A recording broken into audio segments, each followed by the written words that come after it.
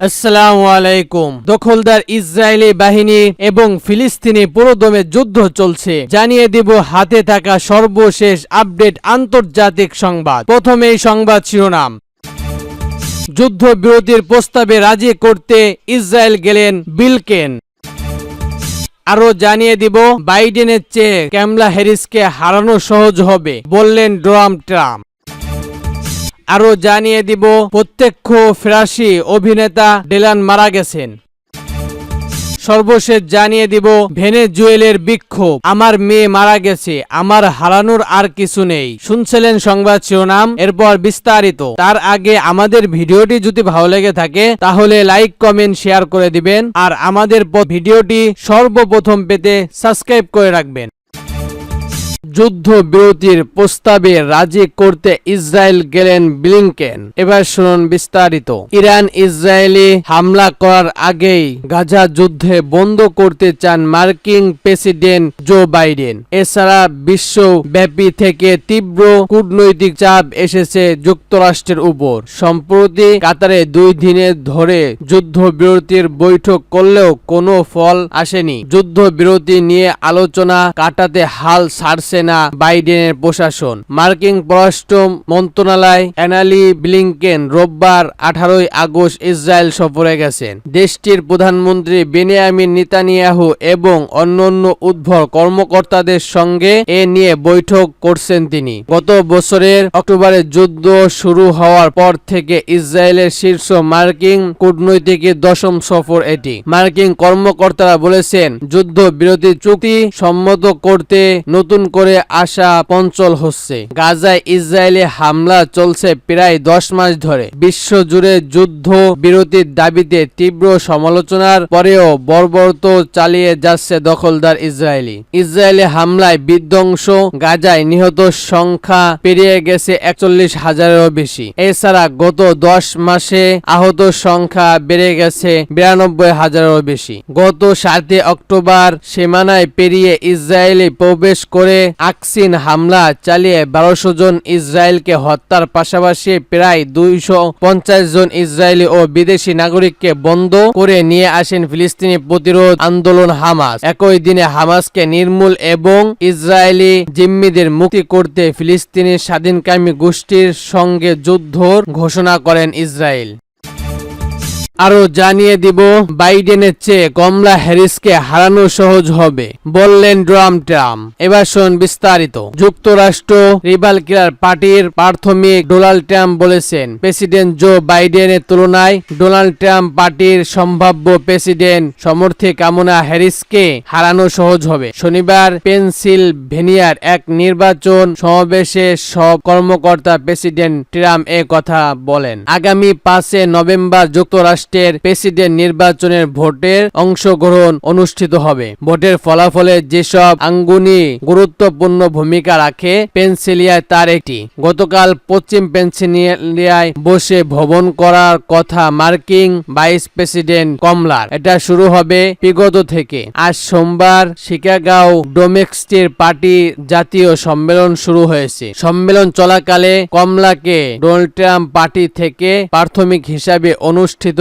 ঘোষণা দেওয়া হতে পারে। শনিবার ট্রাম্প বলেন, আমার বিশ্বাস বাইডেনের চেয়ে তাকে কামালা হারানো সহজ হবে। কামালা হ্যারিসকে ট্রাম্প মোলদাবি ও পাগল বলে উল্লেখ করেছেন। কামালার নানা নীতির কথা উল্লেখ করে ট্রাম্প তাকে চরম ভাব হিসেবে দেখানোর চেষ্টা করেছে। কামালা এর আগে সুস্থতা ও পরিবেশের জন্য ক্ষতিগ্রস্ত ফ্ল্যাটিং নির্দিষ্ট করার ডাক দিয়েছিল। ভূগোল তেল ও গ্যাস উত্তোলনের একটি পদ্ধতি হচ্ছে ফ্ল্যাটিং। পেনসিলিয়ায় ফ্ল্যাটিং একটি গুরুত্বপূর্ণ শিল্প।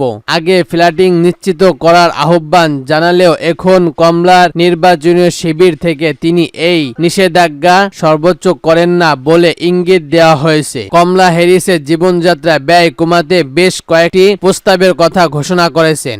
স্থানীয় সময় শুক্রবার তিনি জানান মুদিখানায় খরচ বাড়াতে চাওয়া কোম্পানিগুলোর উপর কঠোর শাস্তি অবরোধ করা হবে। তিনি বলেন প্রাথমিক পর্যায়ে দাম কমানো গেলে আবাসনগুলোকে আরো শ্রমী করা সম্ভব, জীবনযাত্রা ব্যয় নিয়ন্ত্রণে রাখা সম্ভব। উত্তর ক্যারোলিয়ার প্রচারের কমলা বলেন, খরচ বাড়লেই চলবে, খাবার ভাড়া, গ্যাস, স্কুল, জামা, প্রেসিডেন্ট শাসন, ওষুধ, এত কিছু খরচের পরে অনেক পরিবারের জন্য মাসের শেষে হাতে আর কিছু বেশি অর্থ থাকে না। আরো জানিয়ে দিব বিখ্যাত ফরাসি অভিনেতা ডেলান মারা গেছে। এবার শুনুন বিস্তারিত। বিখ্যাত ফরাসি অভিনেতা অ্যালান ডেলান মারা গেছে। তার বয়স হয়েছে 88 বছর। গতকাল রোববার ফ্রান্সের নিজ বাসায় শেষ নিঃশ্বাস ত্যাগ করেছেন। তার পরিবারের পক্ষ থেকে দেওয়া এক বিবৃতিতে এ তথ্য নিশ্চিত করা হয়েছে। বিবৃতিতে বলা হয়, ডেলানের মৃত্যুর সময় তার 3 সন্তান ও পরিবারের অন্যান্য সদস্যরা উপস্থিত ছিলেন। 2019 সালে ডেলানের স্ট্রোক হয়েছিল। এরপর থেকে তিনি নানা শারীরিক জটিলতায় ভুগছিলেন। ডেলান প্রযোজক ও লেখক ছিলেন। তার মৃত্যুর শোক ও শ্রদ্ধা জানিয়ে ফরাসি প্রেসিডেন্ট ইনামুল মধ্য এক বার্তায় ডেলানকে একটি ফরাসি কৃতকর্মে বলে উল্লেখ করেন মাধ্যক। তিনি বলেন, ডেলান তার কাছে সবচেয়ে বেশি কিছু ছিলেন। ডেলান ফরাসি ও ইউরোপীয় চলচ্চিত্রের কিংবদন্তি তারকা হিসেবে বিবেচিত। তিনি বিখ্যাত সব পরিচালকের সঙ্গে কাজ করেছেন। তবে বিতর্ক, রাজনৈতিক দৃষ্টিভঙ্গি ও নারীর প্রতি নেতিবাচক মনোভাবনের জন্য মেডেন সমালোচনা ছিলেন। 2019 সালে তার চলচ্চিত্র উদ্ভেদ সমালোচনার পাপধর পুরস্কার পান ডেলান। এতে বিষম প্রকাশ করেছিল নারীবাদীরা। ডেলান 1935 সালে 8 নভেম্বর প্যারিসের উপকাণ্ডে জন্ম নেন। 1957 সালে তিনি প্রথম চলচ্চিত্র অভিযান শুরু করেন। কুয়েট না ফেলে সেন হয়ে নামের এক চলচ্চিত্র তিনি একজন খুনির চরিত্র অভিনয় করেছিলেন। এরপর তিনি একের পর এক জনপ্রিয় চলচ্চিত্র অভিনয় করেন। তিনি ইংরেজি ভাষায় অনেক চলচ্চিত্রের কাজ করেছে। 2068 সালে যৌন, মাদক ও খুনের কেলেঙ্কারিতে ডেলানের নাম আসে। তাকে জিজ্ঞাসাবাদ করা হয়, তবে তাকে আনুষ্ঠানিকভাবে অভিযুক্ত করা যায়নি।